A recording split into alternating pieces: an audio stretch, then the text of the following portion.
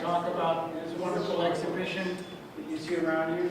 And I've had the great pleasure of knowing Ernie for almost 40 years. Maybe, no, it's more than 40, about 48 years. Yeah. And I have been the brunt of one of his best practical jokes, which you might hear about later in the program. Probably not. Probably not. Feel free to ask. Without further ado, please welcome Easy Smith.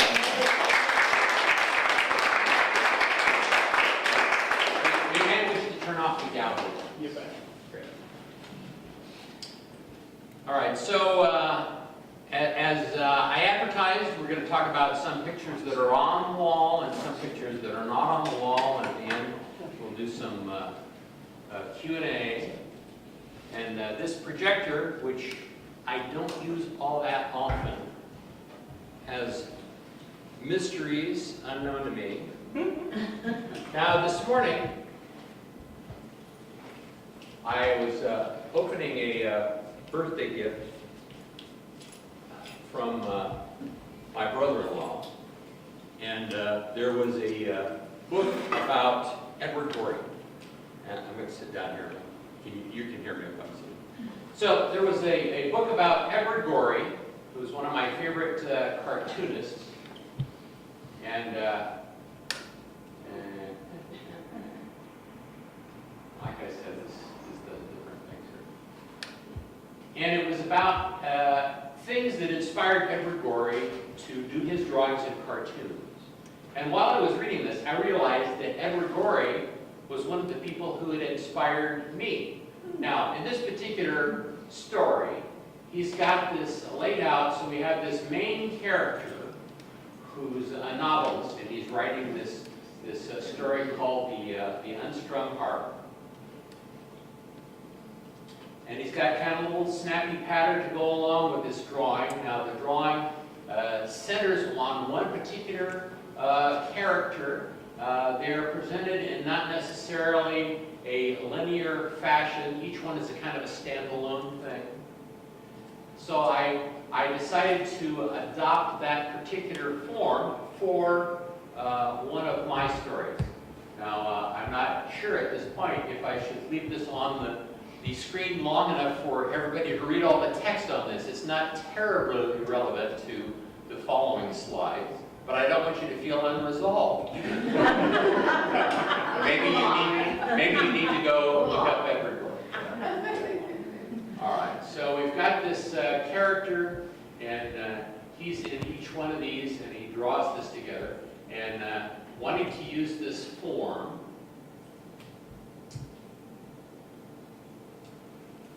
now there's several different, I'm going to have to back this up because I'm going to talk a lot during this slide.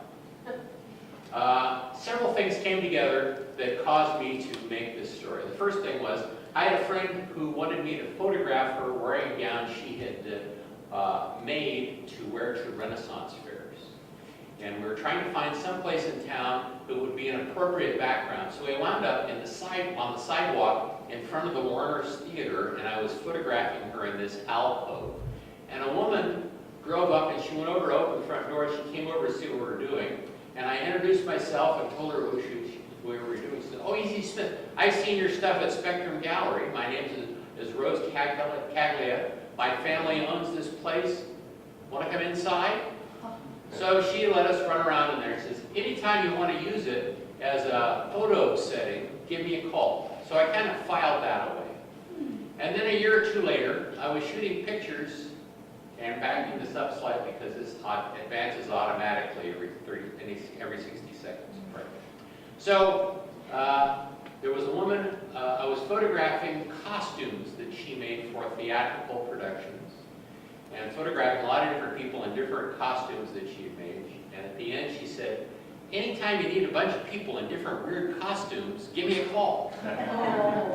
So So I put that together, and I thought, I'm going to do a satire of Stephen King's The Shining, which takes place in a haunted hotel.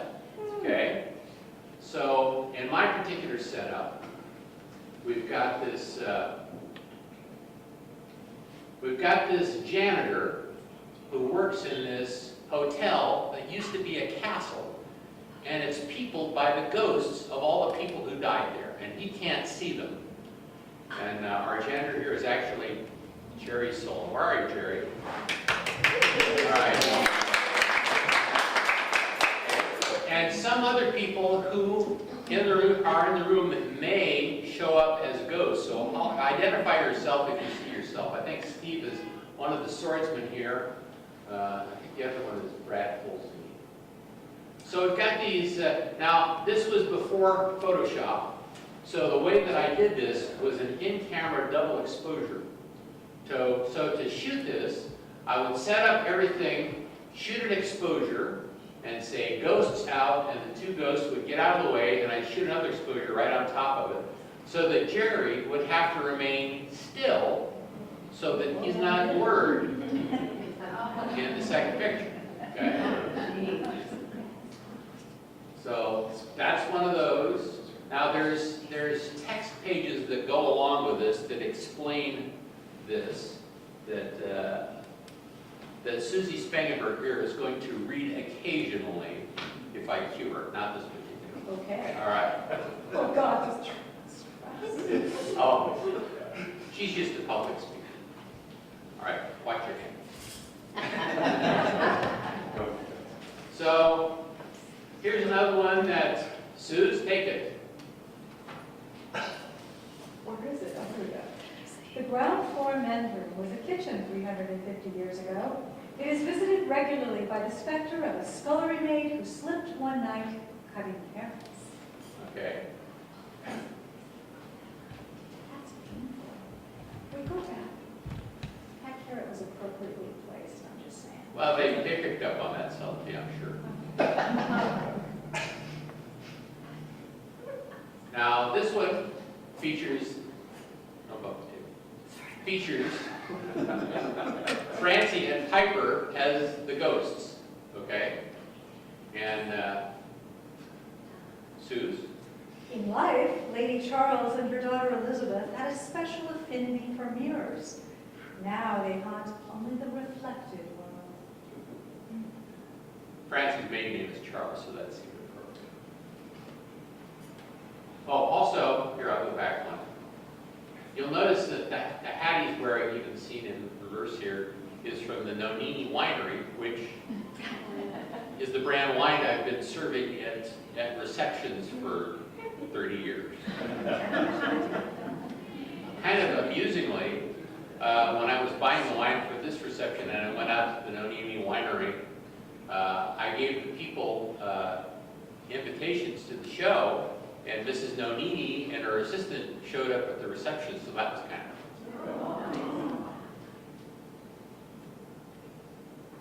All right, so let's see the caption of this one. Fierce rivalry at a jester's convention in 1423 resulted in one fatality. Blame was never fixed, but the cause was ruled to be death by fooling around.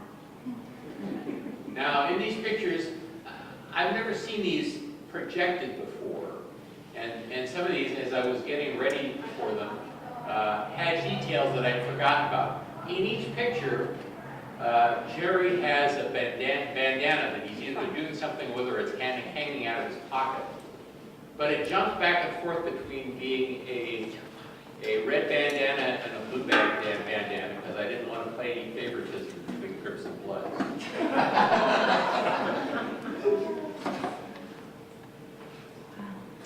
Sue?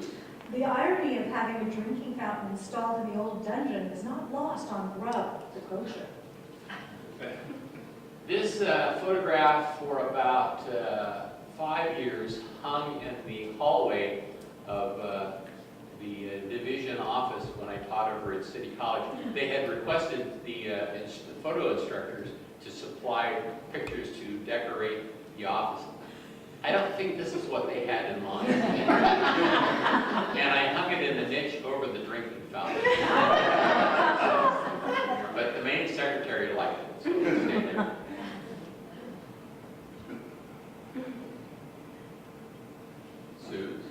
The main stairs are most treacherous and have claimed 6 lives over the centuries. The earliest was the pirate, Red Potato, who fell on his cutlass during a raid. The most recent was Ito Ogami, who tripped while racing to catch a tour bus. You know, fortunately, I've got a lot of friends who will participate in helping me make silly pictures, so this is very gratifying. Okay. Duchess haunts the old courtyard with a manifestation that must be dealt with daily. Somebody I knew had a big dog, but I can't remember. It was too long ago. But they were very well behaved and moved on cue.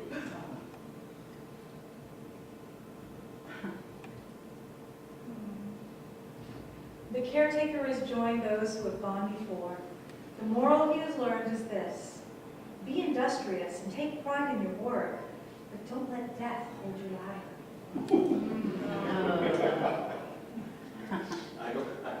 Yes? I think I'm wearing different pairs of shoes too. I've seen tennis shoes and work boots, and now I see my red old cowboy boots. I don't remember that at all. All right, I'll go back one and we'll see. Unless I'm listening. Yes, you're right. Okay. See, something that was lost on me. Different tickets.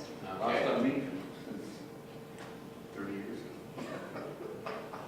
All right. Now, this is a sequence of pictures that's based loosely on the seven deadly sins and the 10 Commandments.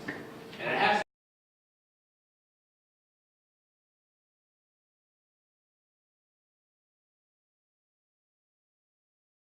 to do with this guy who steals a collection plate. And it was kind of inspired by the fact that certain churches around town would have a neon cross. Okay?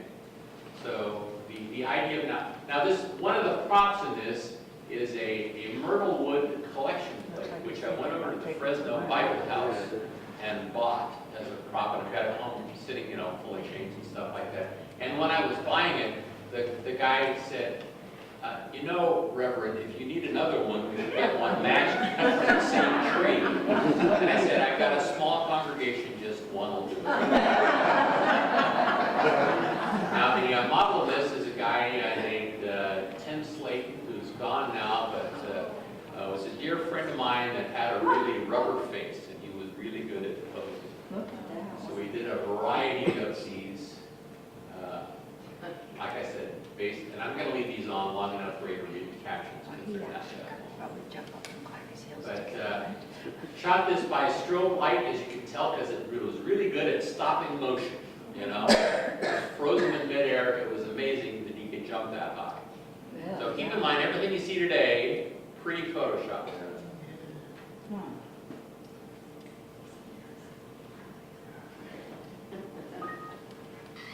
And this one, we had to get outside our front window and crouch in the flower beds so I could sit. Now the neon cross that I'm using in this, I found a cake pan in a cross shape and took it over to the Fresno Neon and had them make up a neon cross to go inside it, and had a power supply that I had off of an old Bertie sign. Can't see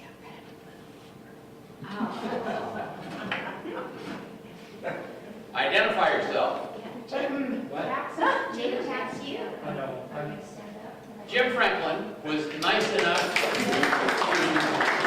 to pose in his office out at Fresno State for this. Now, Tim at the time ran a machine that did engravings, so he made up the tax examiner sign prop for this. And the printers that Jim was using, that was a dot matrix printer, and he set up so it printed this nice cross on the readout, but it's so faint in this that it's hard to see. It's on the computer screen too, I believe. Oh, Yeah. That's an old pet comedy.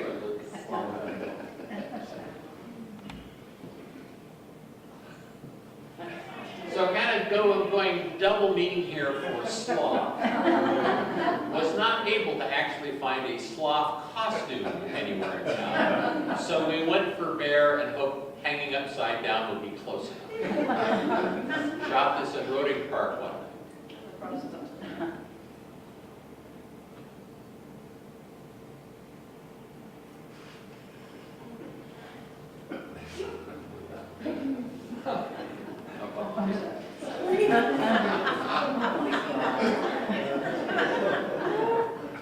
If my friend Cheryl here, her face would just be red, because this was her underwear collection. This dates this slightly. I noticed that we've got baby-proof plugs in the wall. So.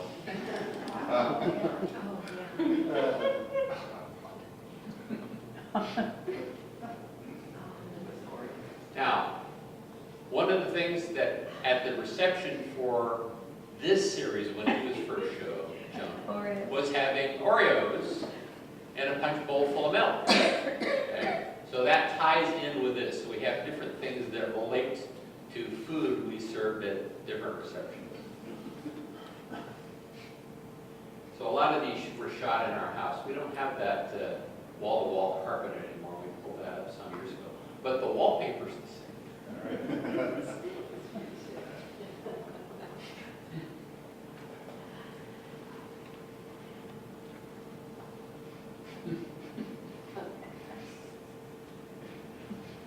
And there was some significance or symbolism to having them wear suspenders in this picture. Yeah. I wonder what it was. Too long ago.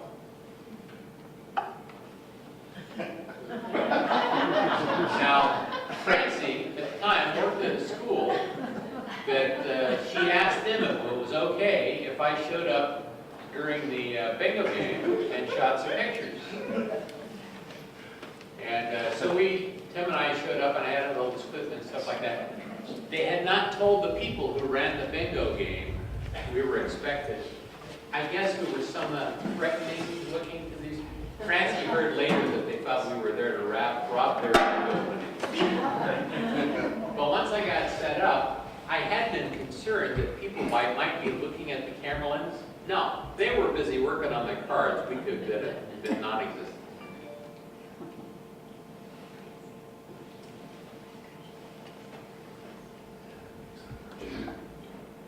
Now, one of the things that we used to serve at the old photosynthesis parties, we would go out and get the cheapest beer we could get, which was Lucky Lager in bottles.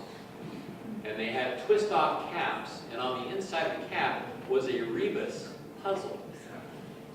So that's what this references to, is adding to his rebus collection.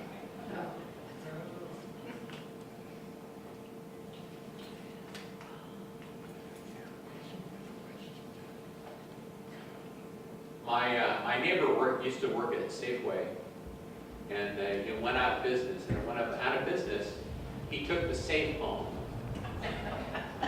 But his wife wouldn't let him bring it in the front door, so he came over and said, "You want to buy a cheap safe?" Fortunately for me, Francie let me bring it inside. It's sitting in our dining room. Biggest mistake of my life. It's still there.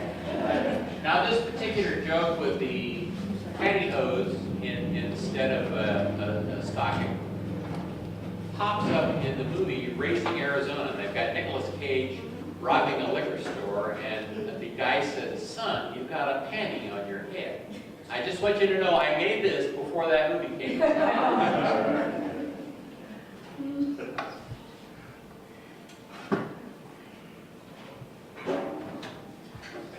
Now, for the setting for this, I wanted it to look authentic, so me and my friends went over to Motel Row on Blackstone and rented a motel room for the night. Francie was pointing out that it looks like two women in the bed, but it's not. The one on the right is Gordon. That's the same guy who's standing on the block eye server in the corner. He's definitely male, but check out the picture. Now, for this setup, I'd envisioned a reflection in the mirror, but there was a TV bolted to the top of the dresser, so I had to have the guy come out of the office to help me unbolt the TV and move it out of the picture. And he came in and he said, "You guys shooting porn in here?" No, no, it's art. It's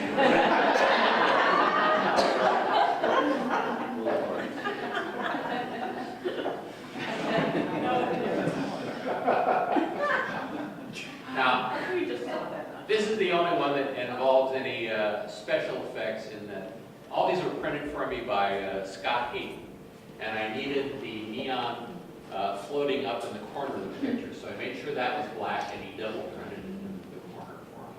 And we shot this on Blackstone, and we had a number of cars kind of slow down, a little bit of traffic jam. A baby. Yeah, it's a baby.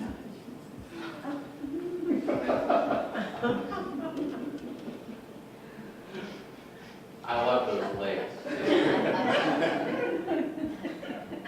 So we shot this in the local cemetery. Now I was showing these. Let's see, this might have been at Fig Tree Gallery. I was a member there for a while, and there was this great guy named Howard Statham. And Howard is the guy in the dentist chair. If you happen to look at the eating whole chicken or the sink. And I named the character of this Howard just to give Howard Statham a bad time. But he and Tim are both gone.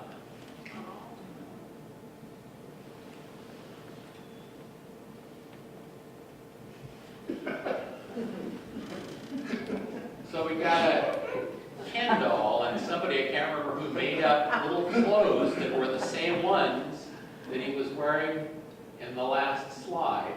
And we trimmed off some of his hair to match the hair and his mustache, and it's a little bit, it's lost. All right, when I was about 10 years old, in my parents' garage, there was big stacks of old magazines, and there was a magazine in there that had this picture in it. And it claimed to be bodies being piled in carts during the Black Plague in Europe. And I would go back and look at this picture occasionally. I'm not sure why, but, so this,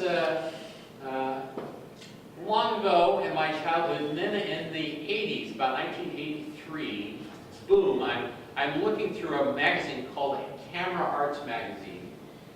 And there's this picture, and it tells the story behind it. And to me, as a little kid, I would not have realized, oh, the camera hadn't been invented at the time of the Black Plague. And it told about this great photo illustrator named, okay, I'm backing it up slightly because it's bad to get relative, named Lejeune Hiller, who was hired by a medical supply company to shoot a bunch of pictures depicting the history of medicine. They would give him the time and place where some medical event had taken place for the first time. And it was his job to build a theatrical set, get models, and have costumes made to reproduce that instance. Okay? And he did this for like 20 years. Okay?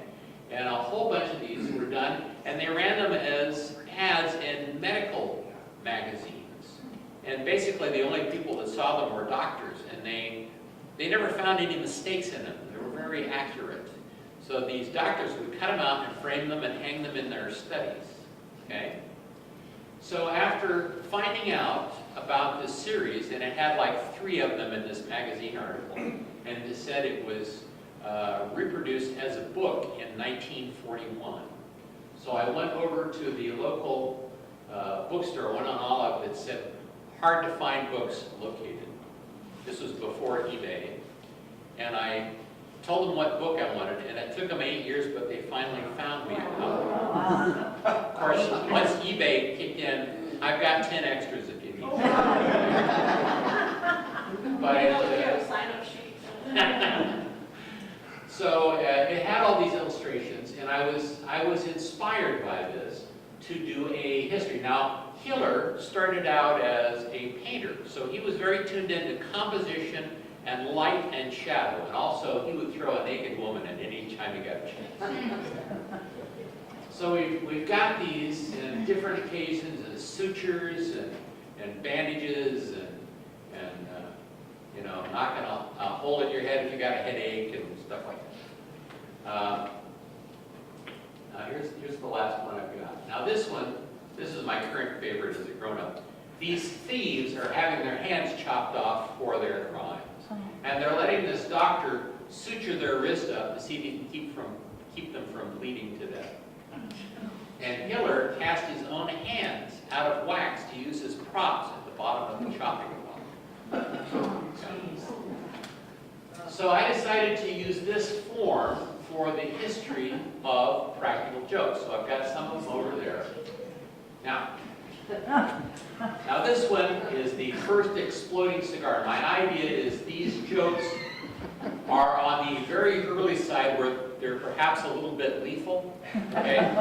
So the first exploding cigars would have been anti-personnel devices during the Spanish-American War. And I go in a lot of little details of these things. Now, this particular picture, when I wanted to, I'm going to have to back this up in the middle, so bear with me. I didn't have a space big enough to build this theatrical set that I wanted. The old administration building over at City College was condemned at that time for not being earthquake-proof. And City College gave it to the Fresno Ag Museum. And with the understanding that the Ag Museum would get it fixed up within a certain amount of years, or it would revert to City College. And, okay, back to that again. And so they, I went over to the Ag Museum, and there was, you know, they were at this point using it for storage. So there were like tractors and combines in the hallways and the courtyards and stuff like that. And there was one guy from the Ag Museum that had an office there. And I went and knocked on his door and I said, I've got this idea for a photograph that I need a big room for, but I don't have a room big enough and I don't have money to rent a space. What are the chances of getting to use one of the old classrooms as a studio space for a while? He says, that's a great idea. Here's a key. The power and water are on. Come and go as you wish. If you know any other artists that need studios, send them by. So I did that, and there wound up being like 10 or 12 of us having free studio space there for, I think it was about 2 years. And then finally it reverted to City College and they changed the locks and sent us all out. Back. So that particular picture of the exploding cigar, at the time I was, my business was photographic services for artists, and my main client was the Fresno Art Museum. And every time they changed the show, I'd go in and document the show, and they use the pictures for printing up catalogs and things that they'd sell in the gift shop. And I got Robert Barrett and his son Max to pose for this picture for me. And I was like, did a lot of little details. Now, if you notice, the dirty towel on his arm is actually the Shroud of Turin. Okay? Because Tim, who was a pretty good artist, did that sketch of Christ with his thumb using shoe polish. And also, I like to work different significant dates into it. You'll notice it's June there. If you were close enough, you'd see that June 10th says Easy's birthday. Do I have any responses at this time? Happy birthday to you. Happy birthday to you. Happy birthday, dear Easy. Happy birthday to you. And many more.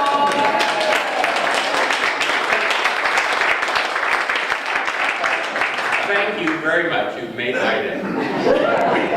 Now this next picture here, I was out of City College by this point, and I rented a little warehouse space on the corner of Blackstone and McKinley, and we built, and see, we've got to back this up slightly and then forward. So I wanted to do, the first pie in the face was actually a face in the pie. All right. And all the backgrounds of these were painted by my dad, who was a billboard painter. So he was very accommodating. He painted these backgrounds for me according to sketches that Tim would do. Tim and I kind of collaborated on this. So we built this bottom half of a guillotine, and there was an article showing the guillotine used during the French Revolution, and we used that for the shadow on the background. And then we had a variety of friends that came in and posed as the extras in this. There was an article in the paper at the time talking about how Marie Antoinette's slipper that she lost on her way up to the guillotine had been snatched up by some peasant, and he retained it, and they kept the documentation. And pardon me, going back further. Ignore the man behind the curtain. So we used the description of the slipper for the prop that was made.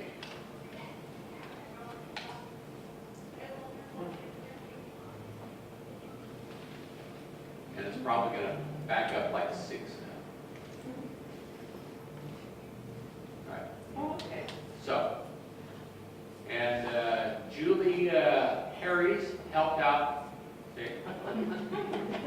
Julie Harries, who was the costume maker that made the costumes that we used in the Overlook stuff, and she made up the hats and some of the other stuff.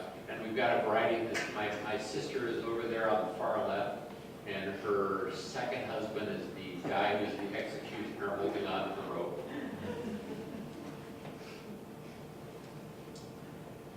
And then I went with a straight copy of a painting. So this is the death of Socrates, and it's painted by David, and it's got Socrates surrounded by his apostles, and he's being given the bowl of hemlock, and all of his apostles are, understandably upset about this. So I decided to do the moment after, okay? So we got in some friends, and we shot this picture here. Now, I was doing an artist in residency at the Fresno Art Museum at the time, and I had my pictures on 3 walls of this room. And we built this theatrical set at the far end of the room, and my dad came in and painted the backdrop, and Jerry Solom built pieces of furniture for this. And towards the end of the show, we had all these people come in, and we shot the picture. I developed it. Francie hand-colored it, because these are all hand-colored photographs. They start out black and white. And Francie applies colors to... Let's have a hand for Francie.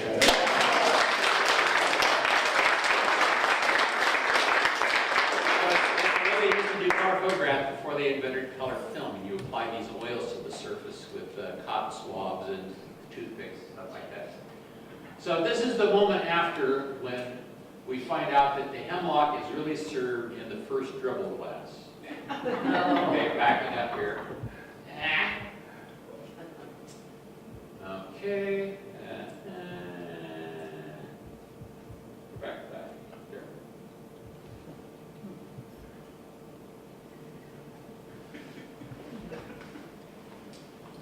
All right, so we've got the first dribble glass here, and all the apostles are suppressing their laughter, because they're in on the joke here. Now, this picture, I got tie-ins with the local art community, and the guy I talked into being Socrates was Heinz Kussel, who is a highly respected professor out of Fresno State. And we have and surrounded by a bunch of his former art students. So all these people had been his students over the year. And the guy in front is Craig Hansen, who was the youngest of the group, which was the flip side of the painting, where it had the guy up in front who was the oldest of Socrates' apostles.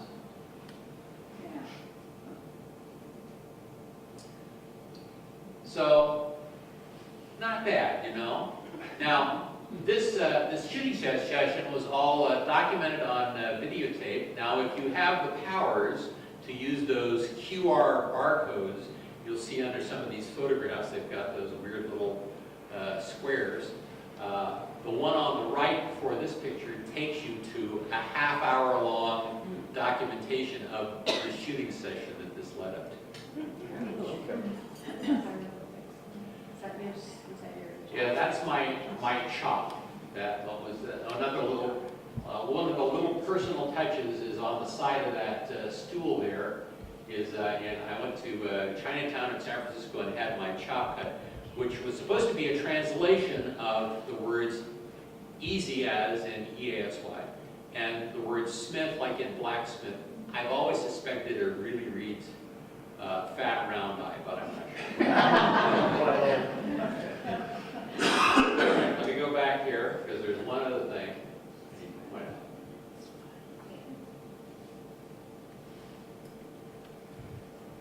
I wanted to get into this, so my dad accommodated me by putting my face on the guy who's waving goodbye as he's going up the stairs in the background. All right, so the last one we got here is different. I've only done 4 pictures from this series so far.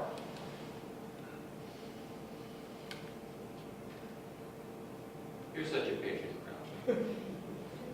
All right, so I didn't do a painted background for this because I had the theater box over at Warner's Theater to work with. And I had a friend who, you know, was a reasonable facsimile, and this one particular practical jokes was John Wilkes Booth invented the bank flag. Yeah. So we shot that at the Warner's, and I had to be at the opposite side using a telephoto lens shooting across the open space, but it worked out pretty good. And that's what you're doing.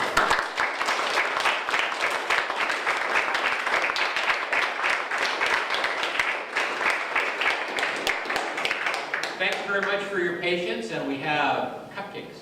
Birthday cupcake. Birthday cover. Birthday. All right, any questions here? Questions? Oh, yes, question. Any, yes, yes, sir. What is a rebus puzzle? Pardon me? What is a rebus puzzle?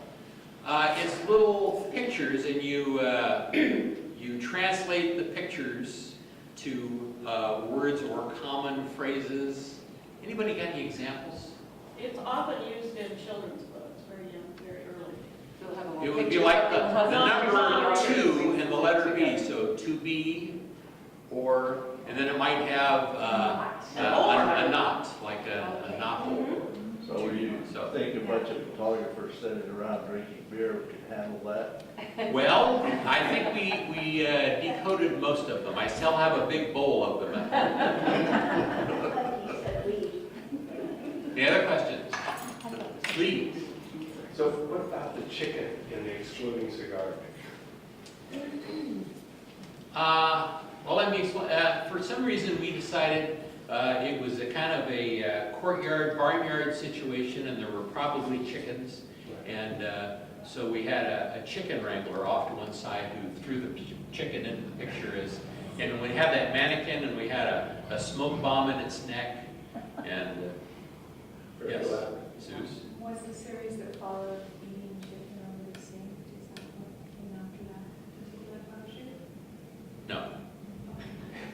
But the Eating Cold Chicken Over the Sink series, of which I've got 2 back there, and you can see more if you do the QR scans.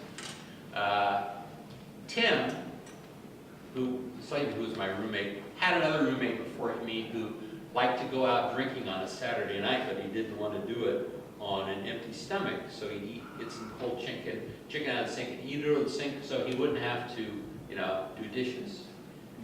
No chickens were harmed in that. No chickens were harmed.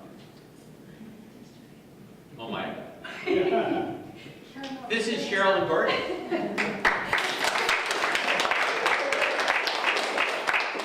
They were the folks in the motel room we just left.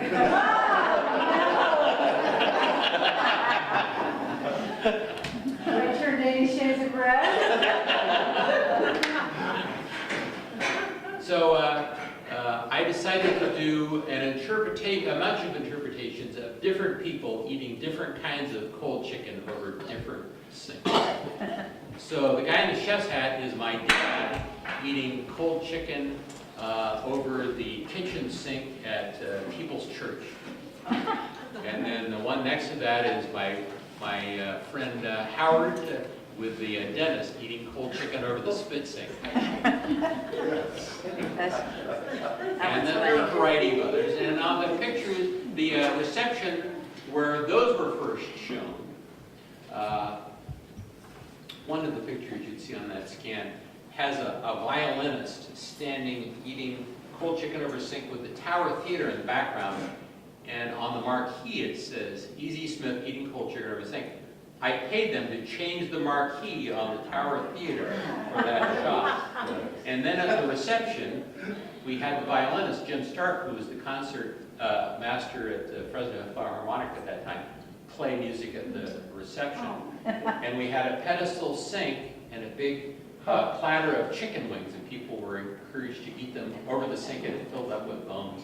I kind of try to tie the food at the receptions in with the arts. Any other questions? Yeah. If Photoshop had been invented back then, how would that have changed your approach? There's a photographer named Jerry Ulsman who does a lot of surrealistic things.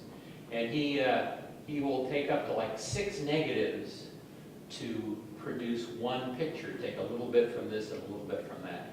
And he would have all these enlargers set up with a different negative in each one, and I'd take a piece of photo paper around, put it under one, do dodging and burning, so just a little bit of it prints exactly where he wants and move it on to the next until he develops it. And he eventually moved over to Photoshop, and his pictures look just the same because he brought the same sensibilities, sense of composition to it. So the stuff that I would do with Photoshop, I think, has kind of the same playfulness about it. You wouldn't have had anybody to hand help them. That's right. Press the button. 4 hours takes about 2 minutes. Yes, Francie put an awful lot. Let's give Francie another hand.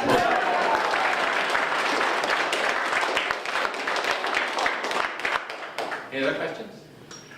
Over here. Yeah. For years, I used Ernie as an example of somebody who creates something from an idea and pursues it. And why don't you talk a little bit about kind of how your process works, where a project starts, how you mold it, and then finally execute. Getting some ideas such as the eating cold chicken over the sink, or like the News Without Dignity series. I thought, well, shooting some news, but I don't want most news you see are either erotic or artistic. And I wanted to do a series that it wasn't either of those two things. Okay?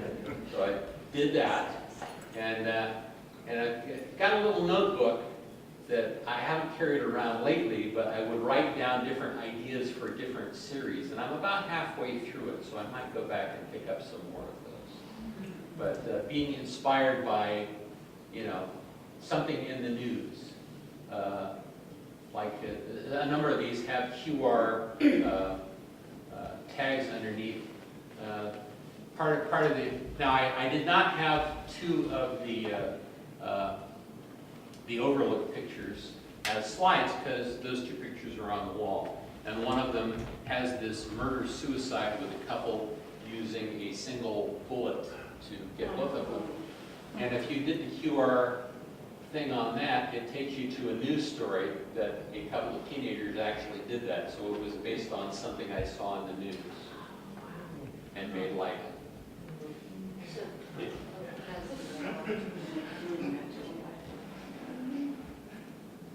That's it. Yes?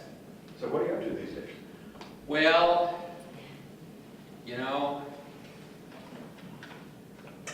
best camera is the one you got on you. Here, actually, you don't mind if I shoot a panorama of you folks, do you? Only if you tell us what will happen.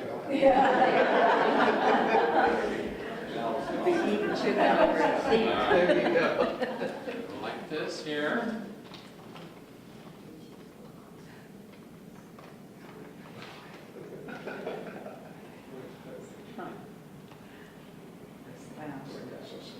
That'd be a good memory for him, right? Thank you. You probably wind up on Facebook.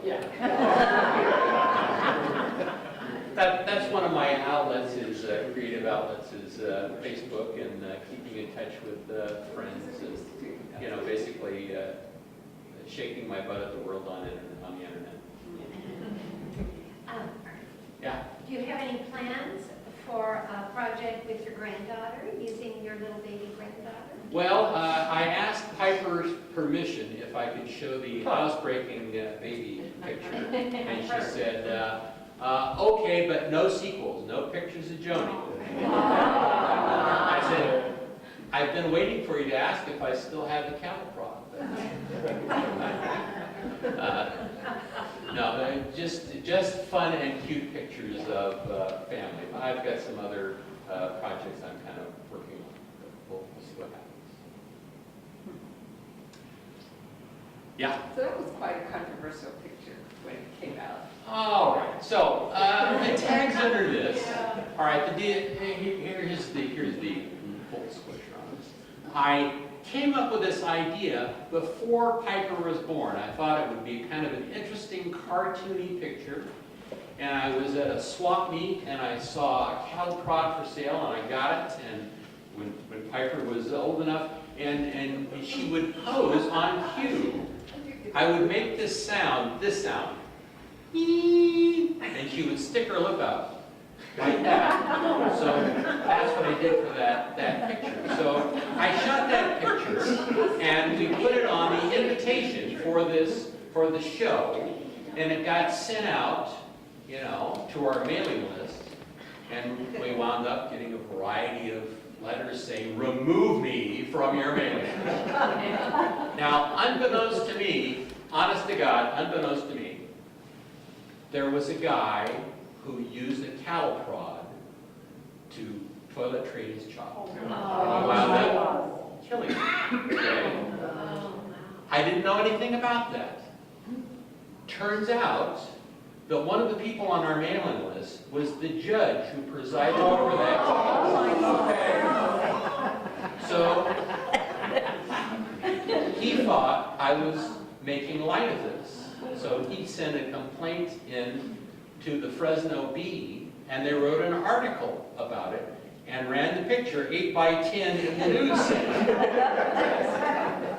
Now, there's a character in Catch-22 who categorizes all the events in life as to either up or down, or that's a feather in my cap, or that's a black eye for me. Okay? So this picture was both the biggest feather in my cap and my worst black eye. But, wanting to capitalize on the news event, after it came out in the paper, I got a call from Channel 47 News, and they said, can we come over to your gallery and talk to you about this picture? So I said, okay. 3 o'clock be all right?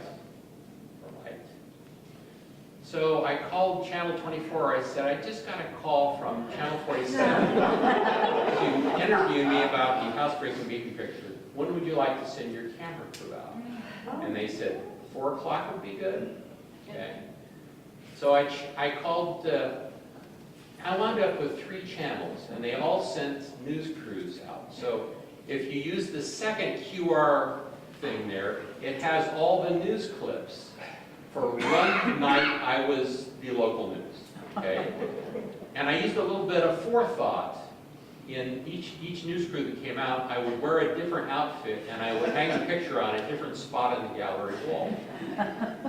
But you weren't, if you go look at it, they intersperse it with news footage of the guy on trial, and footage from the baby's funeral. Oh my God. So, feather in my cap, black eye. Yeah. So that's not the only time he got a little notoriety. Why don't you explain a little story about the nude on a red couch? Oh. All right, so that diptych over there, it's a wiggle picture. It's two pictures, so that Doug Hansen was a local artist. You're familiar with, he used to draw Colin for the Bee. I heard that he had been commissioned to paint Rousseau's The Dream on the walls of a bedroom in a house in the Tower District, okay? And you're familiar with the painting. It's a nude sitting on a couch in the jungle, okay?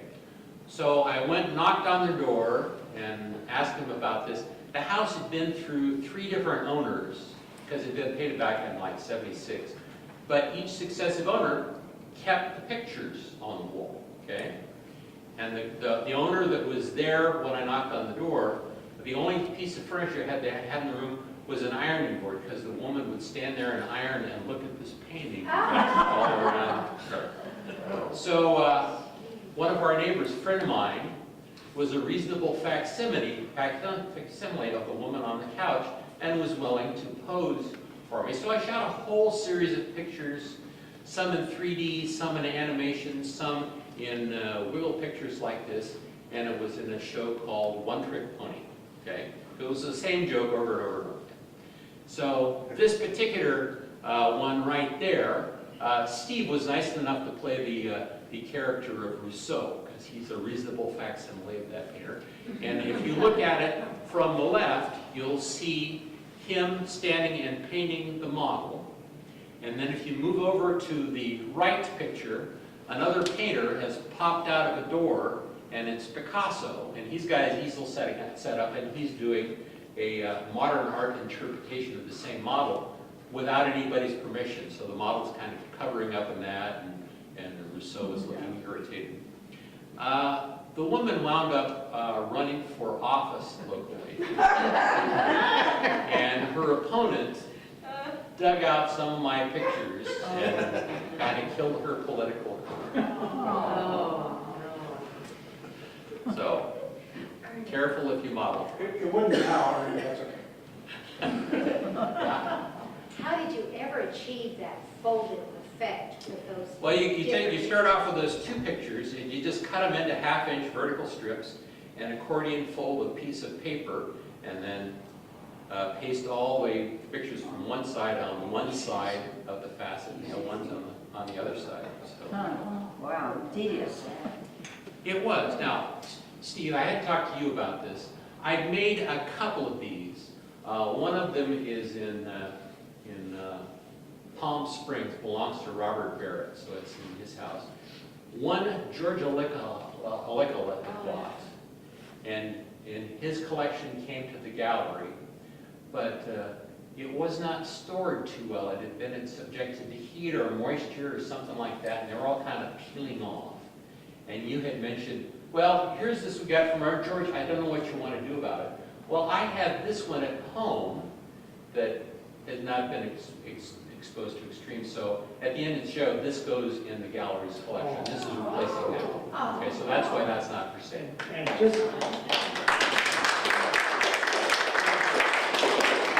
just so you know, there's another copy when you have the next museum or gallery show in our living room. So okay, all right. That may be the 2nd generation where it was done digitally. I might have done some smaller printout digital. Right, ours is a little okay. lower. All right. Now, if you ask another question, you don't get cupcakes. All right, let's call it.